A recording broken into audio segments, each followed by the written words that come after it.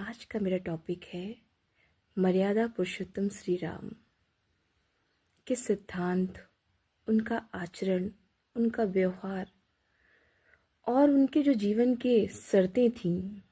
जिन शर्तों से उन्होंने अपना पूरा जीवन जिया,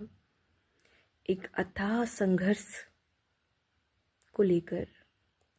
अपने कठिन सिद्धांतों के साथ, अपने कठिन तर्कों के साथ और अपने व्यवहारों के साथ, रिश्तों के साथ, उनके जीवन में लोभ,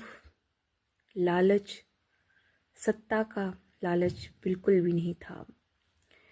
अगर होता ना, तो जब उनके पिताजी ने 14 वर्ष का वनवास का शपथ लिया, तो वो शपथ के साथ कभी भी आगे अनुग्रहित न होते और न ही अग्रसर होते। उन्होंने अपने जीवन में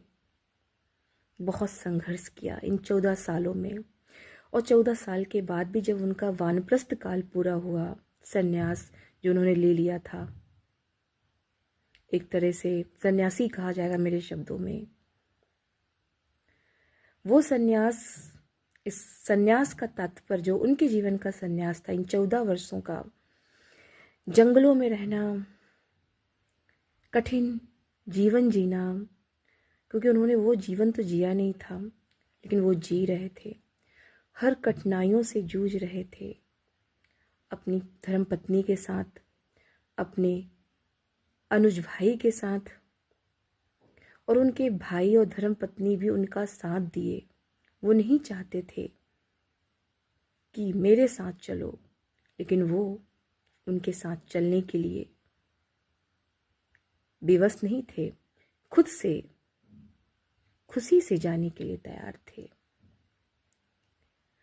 और अगर देखा जाए तो जो उनके भाई लक्ष्मण थे, तो आज भी हम वर्तमान समय में कहते हैं, जब भाइयों भाइयों में बहुत प्रेम और सहयोग और भातृ प्रेम की भावना जो होती है और एक अनुग्रहित प्रेम रहता है, तो राम लक्ष्मण का ही उदाहरण लिया जाता है। आज भी इस कलयुग में,